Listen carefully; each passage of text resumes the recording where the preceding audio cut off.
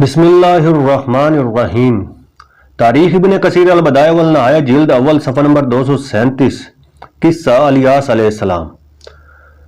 اللہ تعالیٰ جل شانہ قصہ موسیٰ و ہارون علیہ السلام کے بعد اپنی کتاب عزیز قرآن مجید فرقان حمید میں ارشاد فرماتے ہیں، اور الیاس پیغمبروں میں سے تھے جب انہوں نے اپنی قوم سے کہا کہ تم ڈرتے کیوں نہیں؟ کیا تم بعال کو پکارتے اور اسے پوجتے ہو اور سب سے بہتر پیدا کرنے والے کو چھوڑ دیتے ہو، یعنی خدا کی جو تمہارا اور تمہارے اگلے باپ دادا کا پروردگار ہے؟ تو ان لوگوں نے ان کو جھٹلا دیا، سو وہ دوزخ میں حاضر کیے جائیں گے۔ ہاں، خدا کے بندگان خاص مبتلا عذاب نہیں ہوں گے۔ اور ان کا ذکر خیر پچھلوں میں چھوڑ دیا کہ الیاس پر سلام، ہم نیک لوگوں کا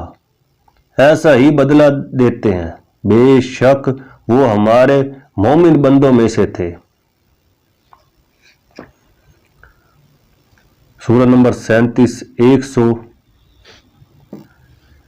123 132۔ علماء انصاب حضرت الیاس علیہ السلام کو الیاس التشبی بتاتے ہیں، جبکہ انہیں ابن یاسین بن فخاس، ابن ایزار بن ہارون اور الیاس بن آزر بن عزرہ بن ہارون بن عمران بھی کہا جاتا ہے۔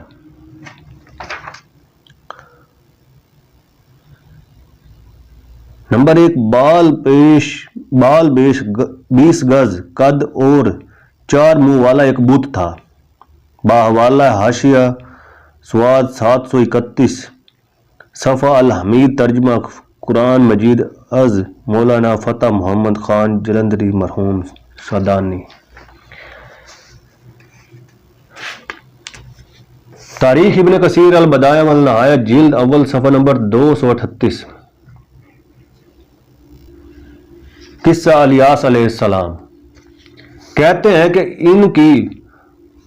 بعثت دمشق کے مغربی علاقے کے لوگوں یعنی اہل بعلق کے لیے ہوئی تھی، اور انہوں نے ان کے بت بال کی پرستش چھوڑ کر خدائے واحد کی پرستش کی دعوت دی تھی۔ انہوں نے ان کے بت بال کی پرستش چھوڑ کر خدائے واحد کی پرستش کی دعوت دی تھی۔ کہتے ہیں کہ بال نام کی وہاں ایک عورت تھی، لیکن صحیح یہ ہے کہ وہ 20 گز قد اور 4 منہ والا ایک بت تھا جس کی وہ پوجا کرتے تھے، جیسا کہ اللہ تعالیٰ نے ارشاد فرمایا، سورۃ الصفات آیت نمبر 124۔ جب کہ انہوں نے اپنی قوم سے فرمایا کہ تم اللہ سے ڈرتے نہیں ہو، سورہ صفات آیت نمبر 125۔ کیا تم بال نامی بت کو پکارتے ہو اور سب سے بہتر خالق کو چھوڑ دیتے ہو؟ لیکن ان لوگوں نے الیاس کو کاذب ٹھہرایا، بلکہ انہیں قتل تک کرنے پر تیار ہو گئے، لہذا وہ وہاں سے کہیں جا کر چھپ گئے۔ ابو ایوب زرعی یزید بن عبید الصمد اور حشام بن عمار کے حوالے سے الیاس کے بارے میں بیان کرتے ہوئے یہ بھی کہتے ہیں کہ انہوں نے کعب الاحبار کا تذکرہ کرنے والے لوگوں سے بھی سنا کہ الیاس اپنی قوم کے بادشاہ سے چھپ کر، جو ان کے قتل پر آمادہ تھا، ایک پہاڑی غار کی تہ میں چلے گئے تھے اور وہاں 10 سال تک چھپے رہے، تاکہ ان کی قوم کے اس بادشاہ کو اللہ تعالیٰ نے موت سے ہمکنار کر دیا اور ان کا وارث کوئی اور ہوا، تو وہ اس غار سے نکل کر اس کے پاس پہنچے اور اسے اسلام کی دعوت دی، تو وہ مسلمان ہو گیا، اور اس کی قوم کے بے شمار لوگ بھی اس کے ساتھ اسلام لے آئے، اور باقی لوگ جن کی تعداد 10,000 تھی، ان کے بادشاہ کے حکم سے ایک ایک کر کے قتل کر دیے گئے، حتیٰ کہ ان میں سے کوئی نہ بچا۔ ابو یعقوب زرعی کے برعکس ابن ابی الدنیا کہتے ہیں کہ ان سے ابو محمد قاسم بن ہاشم عمیر بن سعید دمشقی اور سعید بن عبدالعزیز نے دمشق کے کچھ معزز لوگوں کے حوالے سے بیان کیا کہ الیاس علیہ السلام اپنی قوم سے چھپ کر جس پہاڑی غار میں چلے گئے تھے وہاں انہوں نے 20 راتیں یا بعض لوگوں نے کے کہنے کے مطابق زیادہ سے زیادہ 40 راتیں گزری تھیں، جس کے بعد بزرکہ کے مغربی حصے کے لوگ انہیں وہاں سے ڈھونڈ کر واپس لے آئے تھے۔ محمد بن سعد کاتب الواقدی کہتے ہیں کہ انہیں ہشام بن محمد بن صائب کلبی نے اپنے باپ کے حوالے سے بتایا کہ سب سے پہلے نبی ادریس علیہ السلام تھے، پھر ان کے بعد نوح، پھر ابراہیم، پھر اسماعیل و اسحاق، پھر یعقوب، پھر یوسف، پھر لوط، پھر ہود، پھر صالح، پھر شعیب، پھر عمران کے 2 بیٹے موسیٰ و ہارون، پھر الیاس التشبی بن عارض بن ہارون بن عمران بن قاس بن یعقوب بن اسحاق ابن ابراہیم علیہ السلام نبی ہوئے۔ واقدی نے ان انبیاء علیہ السلام کی یہی ترتیب بیان کی ہے، لیکن در حقیقت یہ ترتیب محال نظر ہے۔ مکحول نے کعب کے حوالے سے بیان کیا کہ 2 نبی خضر و الیاس علیہ السلام زمین پر اور 2 نبی ادریس و عیسیٰ علیہ السلام آسمان پر ابھی تک زندہ ہیں۔ ہم اس سے قبل ایک معتبر حوالے سے بیان کر چکے ہیں کہ الیاس و خضر ایک مدت تک ہر سال رمضان کے مہینے میں بیت المقدس میں اکٹھے ہوئے، تمام احکام شریعت بجا لائے، لیکن روزہ رکھنے وغیرہ، اور پھر شام کو بطور افطار آب زمزم کا شربت جو وہاں کے عوام میں بہت مقبول تھا پیا کرتے تھے۔ ہم اس سے قبل ایک اور روایت بھی بیان کر چکے کہ خضر و الیاس علیہ السلام ہر سال مقام عرفات پر جمع ہوتے تھے، اور یہ بھی بتا چکے ہیں کہ یہ روایت بعید القیاس ہے کیونکہ وہ دونوں اس سے پہلے ہی وفات پا چکے تھے۔ وہاں بھی منبع وغیرہ سے مروی ہے کہ الیاس کو جب ان کی قوم نے کاذب بتایا اور انہیں حد سے زیادہ اذیت دینے لگی تو انہوں نے اللہ تعالیٰ سے التجا کی۔ تاریخ ابن کثیر البدایہ والنہایہ جلد اول صفحہ نمبر 239 قصہ الیاس علیہ السلام۔ انہوں نے اللہ تعالیٰ سے التجا کی کہ وہ انہیں اپنے پاس بلا لے، اور اللہ تعالیٰ نے ان کی یہ دعا قبول فرما کر ان کے پاس ایک آتشی رنگ چوپایا بھیجا، اور ان کے یہ 4 جانب ریشے پیدا کر دیے، اور انہیں لباس نور پہنا کر ان کی لذت عقل و شرب منقطع کر دی، اور پھر انہیں زمین پر پھرنے والے فرشتوں میں انسان رکھتے ہوئے شامل کر دیا۔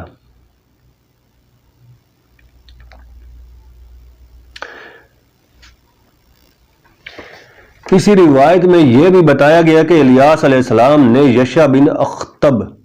کو وصیت کی تھی، لیکن یہ روایت بظاہر اسرائیلیات کی من گھڑت کہانیوں میں سے ایک بعید القیاس اور ناقابل اعتبار ہے، واللہ اعلم۔ ایک حدیث نبوی جس کے بارے میں ابو بکر بیہقی کہتے ہیں کہ ان سے ابو عبداللہ الحافظ ابو العباس ابن سعید المدانی عبداللہ بن محمود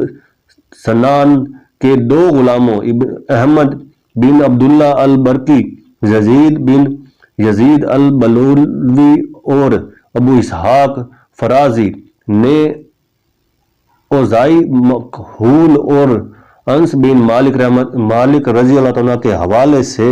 بیان کیا کہ ایک دفعہ یہ سب لوگ حضرت صلی اللہ علیہ وسلم کی کے ہمراہ سفر کر رہے تھے، تو جب رستے میں ایک جگہ ہمارا پڑاؤ ہوا تو اس وادی میں ایک شخص کو کہتے ہوئے سنا کہ یا اللہ مجھے امت محمدیہ مرحومہ مغفورہ میں سے بنا دے جس سے کوئی باز پرس نہیں ہوگی۔ اور جب مذکورہ بالا اشخاص میں سے آخر الذکر یعنی انس بن مالک رضی اللہ عنہ وادی میں یہ آواز سن کر اس طرف گئے تو انہوں نے وہاں ایک شخص کو دیکھا جس کا قد 300 فٹ سے زیادہ تھا۔ اس نے ان سے پوچھا تم کون ہو؟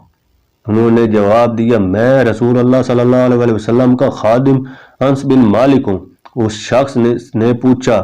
وہ اس وقت کہاں ہے؟ انہوں نے یعنی انس بن مالک رضی اللہ عنہ نے جواب دیا وہ یہیں قریب ہیں اور تمہاری دعا سن رہے ہیں۔ انس بن مالک رضی اللہ عنہ نے یہ سن کر وہ بولا ان سے جا کر کہو کہ آپ کا بھائی الیاس آپ کو سلام کہتا ہے۔ چنانچہ انس بن مالک رضی اللہ عنہ نے حضرت صلی اللہ علیہ وسلم سے وہی آ کر عرض کر دیا جو اس شخص نے کہا تھا، جسے سن کر آپ صلی اللہ علیہ وسلم اس شخص کے پاس نفس و نفیس تشریف لے گئے۔ آپ کو دیکھ کر اس شخص نے آپ کو سلام کیا اور آپ نے اس کے سلام کا جواب دے کر اس سے معانقہ فرمایا۔ پھر وہ دونوں کچھ دیر تک باتیں کرتے رہے جن کے دوران میں اس شخص نے آپ سے کہا یا رسول اللہ صلی اللہ علیہ وسلم میں سال بھر میں صرف ایک دن کھانا کھاتا ہوں اور چونکہ آج میری افطاری کا دن ہے اس لیے آج ہم دونوں ساتھ کھانا کھائیں گے۔ انس بن مالک رضی اللہ تعالیٰ عنہ نے مزید بتایا کہ پھر اسی وقت ان دونوں کے سامنے آسمان سے اتر کر خود بخود ایک دسترخوان بچھ گیا جس پر خربوزے مچھلی وغیرہ جیسی چیزیں تھیں۔ چنانچہ ان دونوں نے اس دسترخوان پر ایک ساتھ بیٹھ کر وہ کھانا کھایا اور اس میں سے ہمیں بھی کھانے کو دیا۔ اس کے بعد ہم نے نماز عصر ادا کی جس کے بعد وہ شخص آسمان کی طرف مائل پرواز ہو کر بادلوں میں غائب ہو گیا۔ اس حدیث کو بیان کرنے کے بعد بحیقی نے خود ہی اسے جگہ جگہ ضعیف بتایا ہے، لیکن حیرت انگیز بات یہ ہے کہ حاکم ابو عبداللہ نشاپوری نے بحیقی کے حوالے سے اسے اپنی کتاب مستدرک میں شامل کیا ہے، بلکہ صحیحین صحیح مسلم اور صحیح بخاری میں بھی یہ روایت ابن انس کے حوالے سے انہی کے الفاظ میں اسی طرح منقول ہے، حالانکہ یہ حدیث بلا اتفاق حدیث موضوع ٹھہرائی گئی ہے کیونکہ یہ حدیث دوسرا صحیح احادیث کے مقابلے میں قطعی بے بنیاد ہے۔ اس کے عدم حجت کی ایک وجہ جیسا کہ ہم پہلے بیان کر چکے ہیں تاریخ ابن کثیر البدایہ والنہایہ جلد اول صفحہ نمبر 240 یہ بھی ہے کہ حضرت صلی اللہ علیہ وسلم کے ارشاد گرامی کے مطابق جنت میں یا آسمان پر حضرت آدم علیہ السلام سے لے کر بعد تک کوئی بھی 100 فٹ سے زیادہ قد کا نہ ہوا۔ البتہ زمین پر ابن آدم کے آباد ہونے کے بعد 100 فٹ سے گھٹتے گھٹتے آپ کے وقت تک بہت کم رہ گیا تھا جو سب کو معلوم ہے، اور اس کا تناسب اب بھی وہی چلا آتا ہے۔ اس کے علاوہ اس حدیث میں یہ بھی بیان کیا گیا کہ وہ شخص جو در حقیقت الیاس علیہ السلام تھے حضرت صلی اللہ علیہ وسلم کے پاس نہیں آئے بلکہ آپ صلی اللہ علیہ وسلم خود ان کے پاس گئے، جو ظاہر ہے کہ صریحاً بعید القیاس ہے۔ اس کے بعد ابن عسکر نے اس حدیث کو بیان کرتے ہوئے یہ بتایا کہ الیاس علیہ السلام نے حضرت صلی اللہ علیہ وسلم سے کہا تھا کہ وہ 40 دن میں صرف ایک دن کھانا کھاتے ہیں، اور پھر انہوں نے آپ صلی اللہ علیہ وسلم کے ساتھ آسمان سے نازل شدہ دسترخوان پر بیٹھ کر کھانا کھایا تھا، جس پر ان اشیاء کے علاوہ جو مدرجہ بالا حدیث میں بیان کی گئی ہیں اور بے شمار چیزیں تھیں جو اشیاء متعارضہ میں شامل ہیں، اور آخر میں اس حدیث کو خود ہی حدیث ضعیف بھی بتایا ہے۔ اس کے باوجود یہ بات حیرت انگیز ہے کہ ابن عسکر نے اسے حسین بن عرفہ وغیرہ کے حوالے سے پیش کر کے اس میں یہ اضافہ کیا کہ حضرت صلی اللہ علیہ وسلم نے انس بن مالک رضی اللہ عنہ کو بھیج کر اس شخص کو جس کا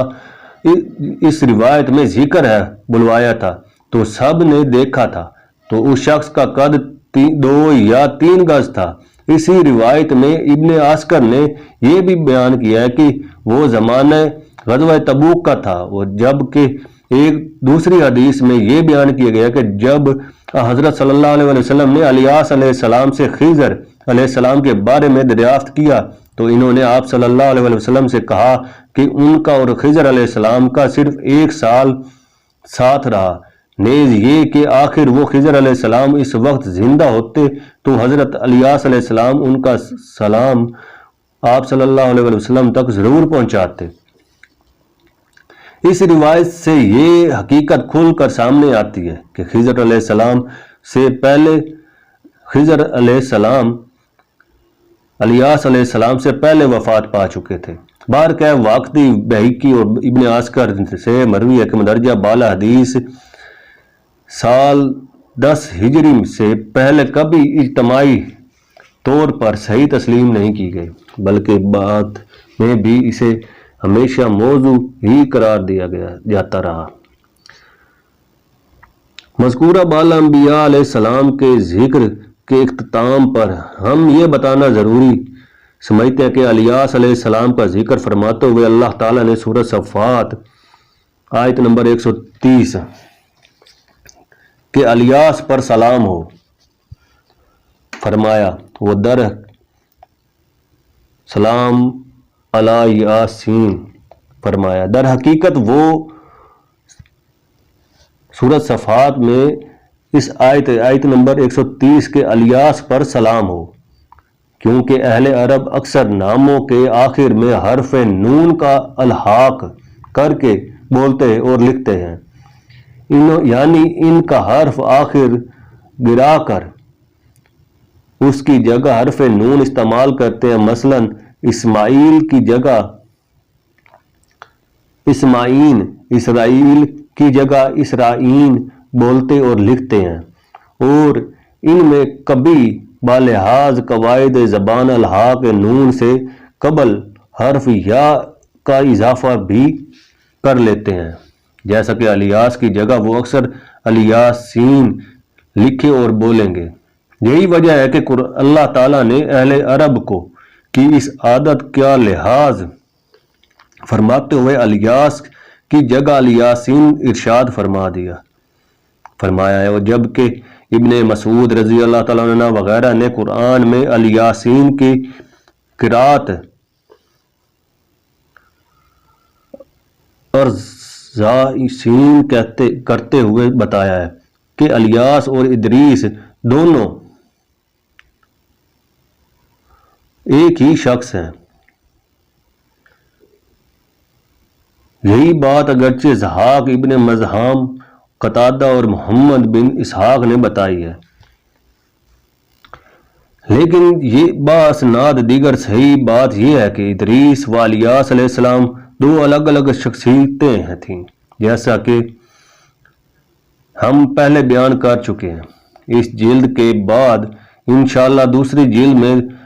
پہلے موسیٰ علیہ السلام کے بعد دوسرے انبیاء بنی اسرائیل کا ذکر ہو۔